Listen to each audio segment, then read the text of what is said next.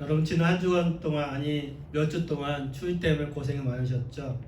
저희 막내 아들도 비행기가 취소돼가지고 내일 떠나게 됩니다. 그래서 내일 떠나면서 이곳에 있는 추위도 다 같이 몰고 동부로 갈 것 같습니다. 여러분 겨울 되시면 뭘 하고 싶으십니까? 아마 혹시 여러분 찰리 레이크 가셔서 그 아이스 하키 하는 거 구경하셨습니까? 어떤 사람들은 찰리레이크에서 이제 얼음을 이렇게 어거로 깨가지고 구멍 내서 얼음 낚시도 하고 그러는데요.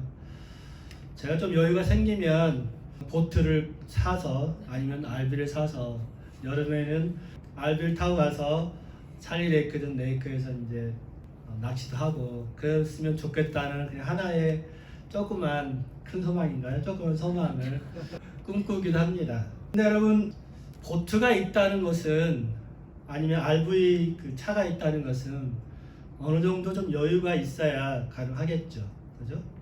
오늘 본문에 나오는 베드로나 안드레 혹은 요한과 야고보는 우리가 알기에 갈릴리 어부들이기 때문에 가난한 사람들하고 우리가 착각할 수 있지만 사실은 이 당시에 배가 있는 사람들은 어느 정도 종도 거느리고 사업가처럼 배를 몇 개 가지고 어업하는 나름대로 어느 정도 경제적인 여유가 있는 사람들입니다. 그런 안드레와 베드로가 혹은 요한과 야고보가 그들이 있는 사업들 배를 놓고 또 아버지와 금을 다 내려놓고 예수를 따랐습니다. 도대체 이들은 왜 예수 그리스도를 다 버려두고 따랐을까요? 생각해 보셨습니까? 이 갈릴리 어부들은 왜 제자의 길에 예수를 따른 제자들의 길에 동참을 했을까요? 그때는 뭐 어제까지 잠깐 생각도 못했는데 성경 읽다 보니까 이 베드로와 안드레는 환경론자가 아닌 것 같아요. 그냥 그물을 이렇게 낚시를 하다가 고기를 잡다가 그물을 그 강에다 버려두고 왔어요. 농담이지만 여러분 왜 그 사람들은 자기들의 생업과 모든 삶을 내려놓고 예수님을 따랐을까요? 여러분 혹시 지난주 설교 기억하십니까? 지난주 우리 교회 올 한 해 표가 빛 가운데로 걸어가자라는 그 표를 가지고 요한일서 1장 말씀을 같이 나눴습니다. 그래서 저는 여러분한테 드림과 드러냄이라는 그런 하나의 그 컨셉을 가지고 같이 이제 말씀을 나누는데, 왜냐하면 요한일서 1장에 보면 예수님과의 사귐이라는 것은 교제고 관계고 또 사귐을 갖는다는 것은 그 모임 가운데로 그 관계 속으로 들어가는 참여하는 거라고 말씀을 드렸습니다. 그래서 관계를 가지기 위해서는 우리가 어떻게 됩니까? 시간을 들이고 내 에너지를 들이고 만남을 가져야 되죠. 그래서 드리는 그러한 삶을 통해서 사귐이 더 깊어지고 더 커지고 더 넓어지고 그렇게 됩니다.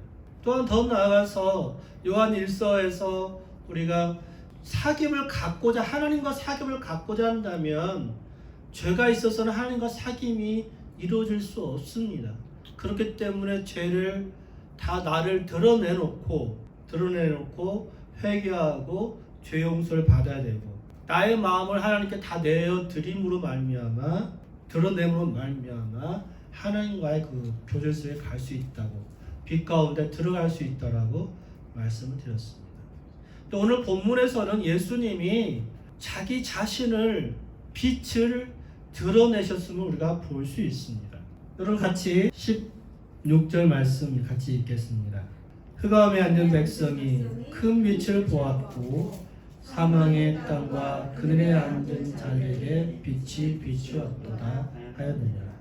빛 대신 예수님이 그분을 드러내셨고 이제 사단한테 마귀의 처음 시험을 받으시고 나서 그 다음에 첫 사역을 시작하시면서 하나님의 말씀을 이루시기 위해서 이사야에서 예언했던 하나님의 말씀을 이루시기 위해서 갈릴리에서 그분의 빛을 드러내기 시작하셨어요.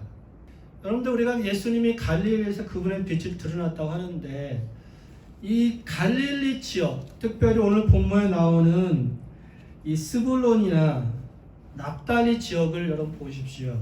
이 이스라엘의 어디에 위치해 있습니까? 스불론이나 납달리 지역은 이스라엘에서 북쪽에 위치해 있습니다.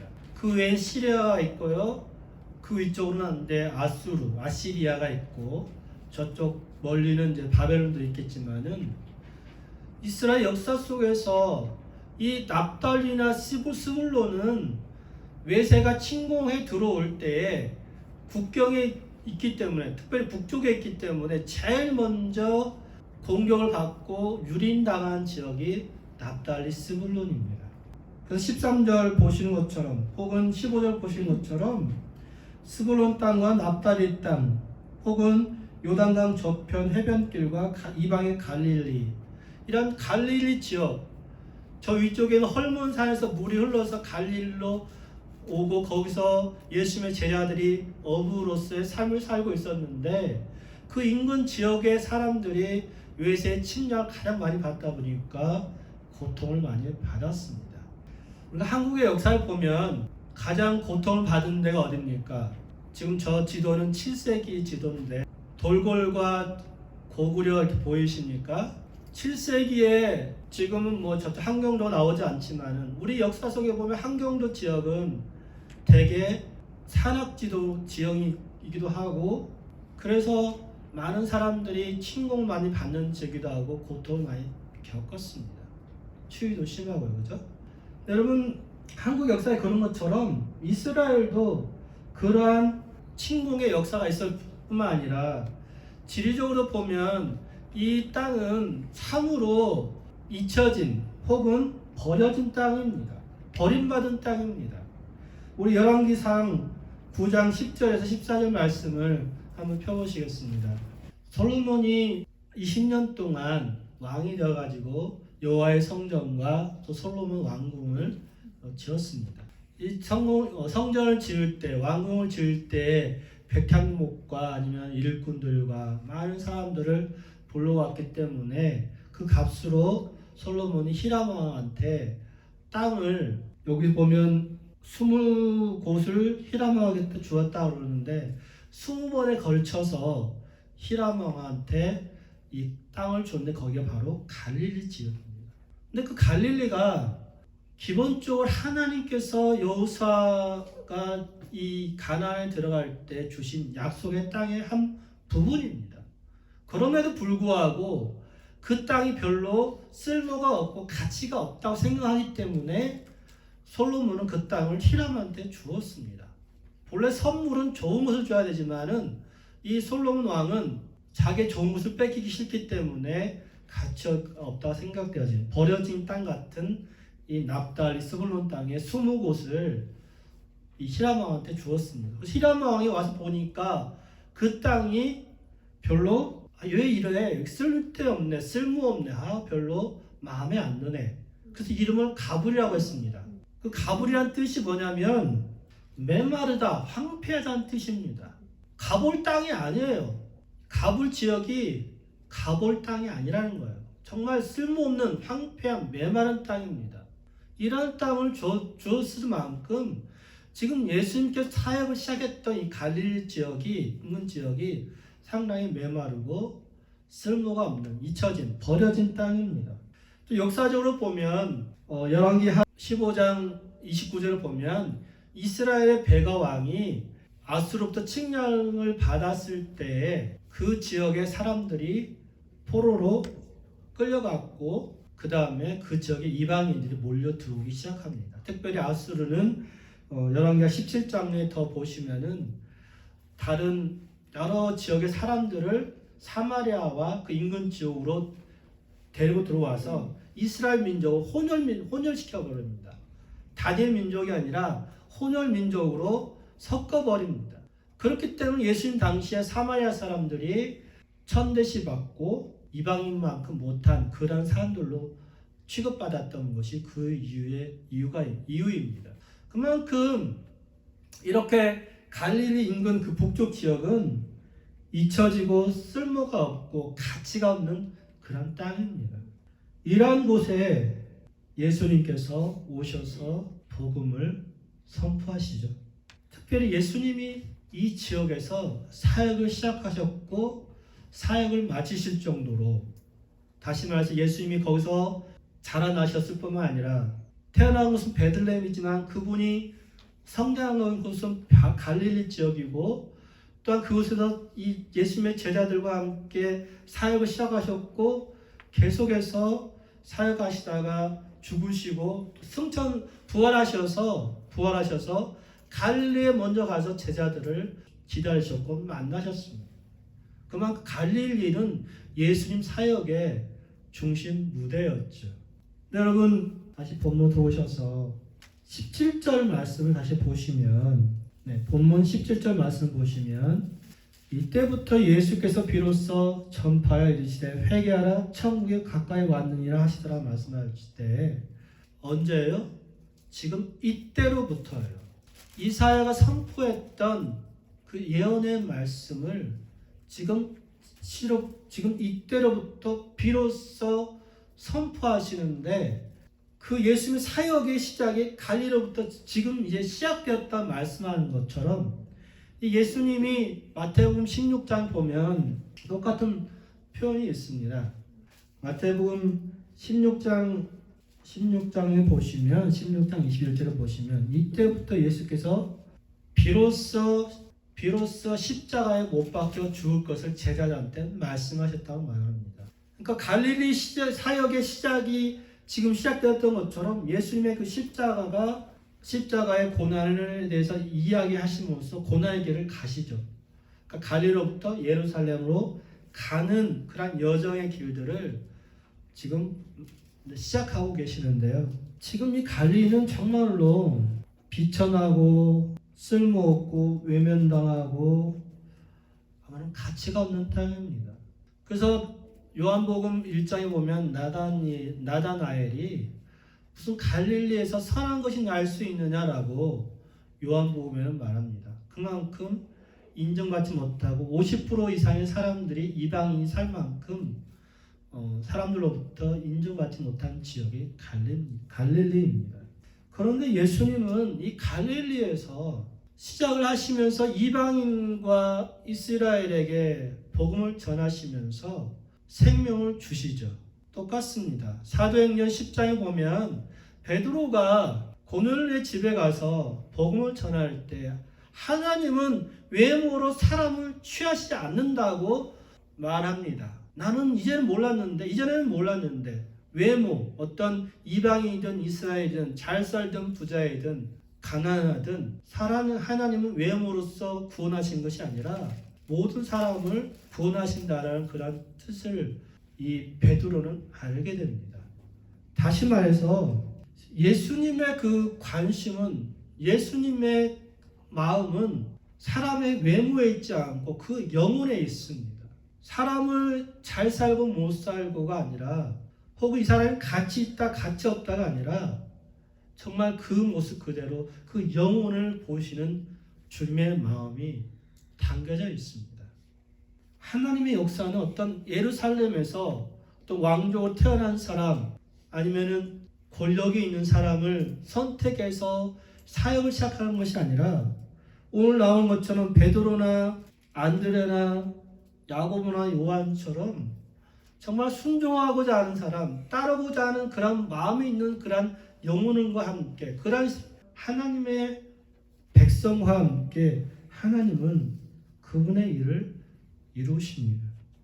정말로 우리 사람의 눈으로 볼 때 가치 없는, 인정받지 못하는 사람이 하나님 앞에는 정말 중요한 사람이고 중요한 지역일 수 있다는 거죠.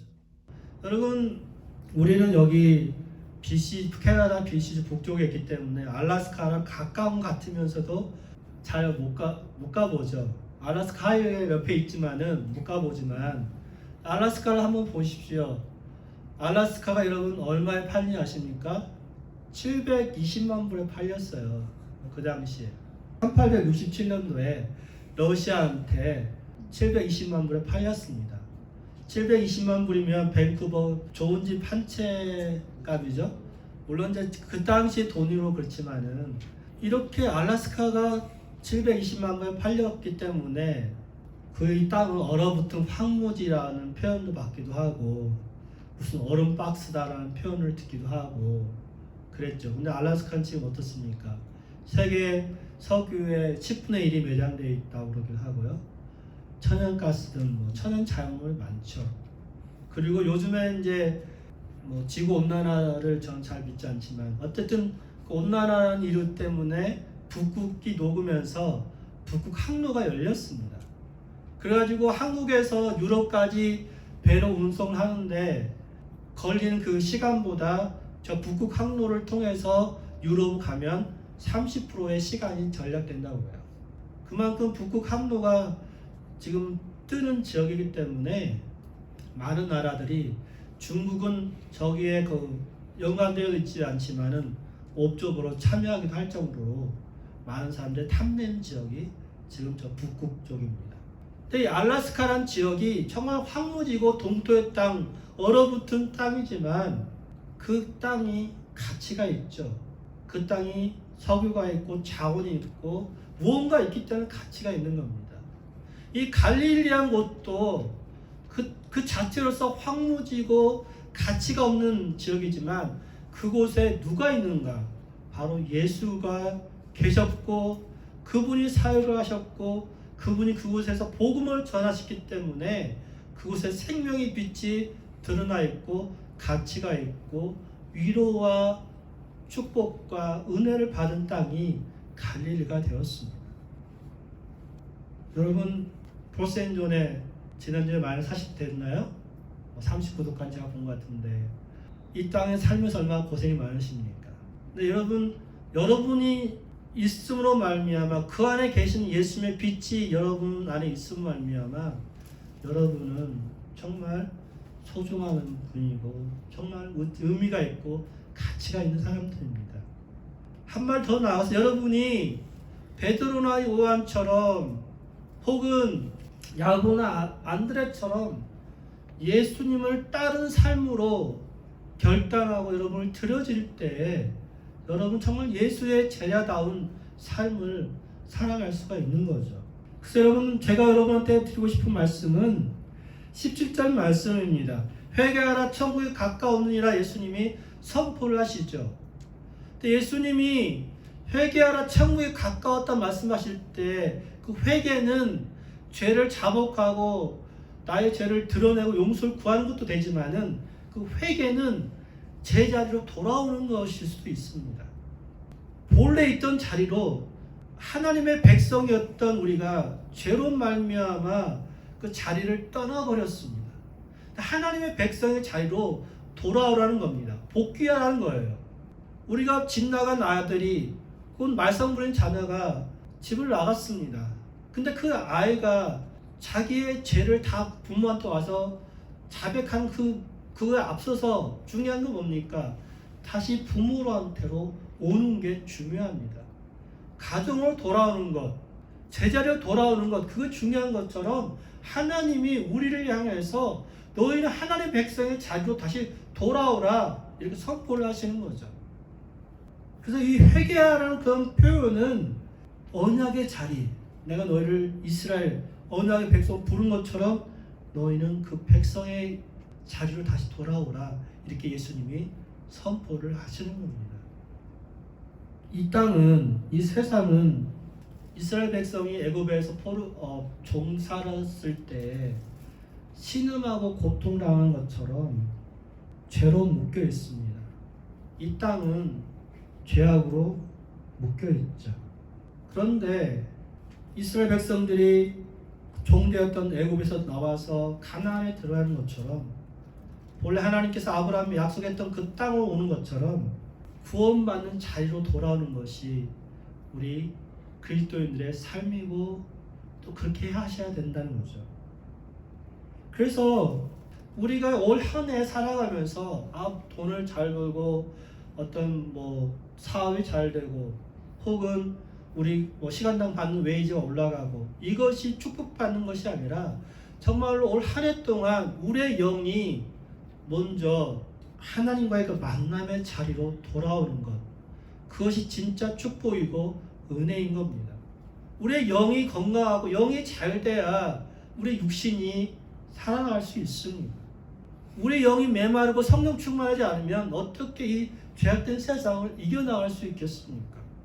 우리 영이 회복될 때 그 회개하고 제자리에 돌아온 것처럼 우리 영이 회복될 때 우리의 육신의 삶 또한 바뀌어질 수 있고 삶의 전환이 일어날 수 있습니다.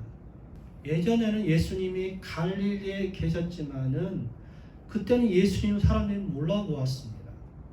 그런데 예수님이 갈릴리에서 복음을 선포하실 때 비로소 예수님을 따른 제자리에 있는 것처럼 우리 삶이 비로소 예수를 만날 때 변화가 있고 전환이 일어납니다. 왜 예수님의 제자들이 처음 질문에 대한 답일 수 있을 텐데요. 왜 예수님의 제자들이 그물을 버려두고 혹은 배와 아버지를 버려두고 예수님을 따랐을까요? 그것은 버려뒀다는 것은 더 비교할 수 없는 더 큰 영광을 보았기 때문에, 더 큰 영광에 눈을 떴기 때문에 예수님을 따랐습니다. 고통받고 어려움을 당한 사람들은 때로는 더 복음에 수용적이기도 합니다. 어려운 사람들이, 병들고 아픈 사람들이 더 갈급함으로 하나님을, 예수님을 찾는 것처럼 이 땅에 고통받는 사람들이 더 예수님을 찾고 만나기 시작합니다. 사랑하는 성도 여러분, 제자들이 더 큰 영광을 보고 예수님을 따랐습니다. 이들은 어부입니다. 이들은 가난한 사람이 아닐 수 있습니다. 부자일 수도 있고 아닐 수도 있지만은 최소한 이들은 어부이고 나름대로 자기의 삶을 어느 정도 유지할 수 있는 그런 힘이 있는 사람들입니다. 이런 어부들이 자기의 것들을 다 내려놓고 그동안에는 고기 낚는 삶이었지만 이제는 사람 낚는 어부로서의 삶이 되어지고 구원을 낚는 구원의 일꾼이 되었습니다. 정말 이들 앞에는 사람을 낚는 것이 더 가치 있고 더 큰 영광이기 때문에 기꺼이 그들의 부모와 배를 버려두고 예수님을 따랐습니다. 그들 삶에 예수님이 오셔서 그들 삶의 완전한 변화가 180도 변화가 일어나기 시작한 거죠. 그것은 예수님이 오셨기 때문에, 다시 한번 지난주에 말씀드리지만 예수님과의 만남, 그 연결이 있었기 때문에 그 예수님의 제자의 삶에, 예수를 따른 그 삶에 이들이 참여하고 동참하고 같이 걸어가는 결단을 하게 되었습니다. 그래서 여러분, 오늘 말씀을 마치면서 정말 여러분 다시 한번 드리고 싶은 말씀은 예수님의 제자의 삶으로 그들이 따랐던 것처럼, 참여했던 것처럼, 제자의 길에 들어왔던 것처럼 여러분 또한 빛의 자리로 돌아오시기를 바랍니다. 그것이 여러분의 자리입니다. 예수를 믿는 백성의 자리가 바로 예수를 따른 그 자리입니다. 제가 여러분한테 베드로처럼 여러분의 직장 다 포기하시고 재산 다 포기하시고 부모도 다 내려두고 예수를 따라라 이렇게 말하는 것이 아니라 우리의 우선순위가 어디에 있는가, 무엇을 더 중요시하고 어디에 가치를 두고 살아가는가, 그것을 말씀드리는 겁니다. 그래서 여러분, 제자들이 예수님과 연결되는 것처럼 우리의 삶이 그렇게 예수님과 더 친밀하고 가까워지셔야 돼요. 그것이 여러분의 자리입니다. 그 가까워지는 자리, 그것이 기도의 자리이고 말씀을 보는 자리가 여러분이 있어야 될 자리입니다. 제가 요즘 계속해서 보는 유튜브 채널이 있는데, 제가 유튜브 구독하는 여러 채널이 있지만 제가 말씀드린 것은 NFT나 혹은 메가버스에 관련된 것들을 이렇게 보고 있습니다. 여기서 한글책 보기 힘드니까 유튜브를 통해서 그런 정보들을 얻고 있는데, 한번 여러분 생각해 보십시오. 메타버스라는 게 뭡니까? 초현실적인 세계죠, 그죠? 메타가 초현실 이름이고 버스가 유니버스, 어떤 세계, 우주 말하는 거 합쳐가지고 메타버스라고 하잖아요, 그죠? 그러면 이 초현실적인 세계 속에 앞으로 우리가 살아가게 될 겁니다. 저는 이것을 뭐 지지하는 건 아니지만 그렇다고 간과할 수 없는 게 우리 삶이죠. 코로나 팬데믹 때문에 많은 학교들이 저 메타버스를 통해서 입학식도 하고 개강 뭐 환영회 같은 것도 하고 그렇게 했어요. 앞으로 이런 것 더 확장되어 가고 많은 사람들이 여기에 참여를 하겠죠. 근데 여러분 생각해 보십시오.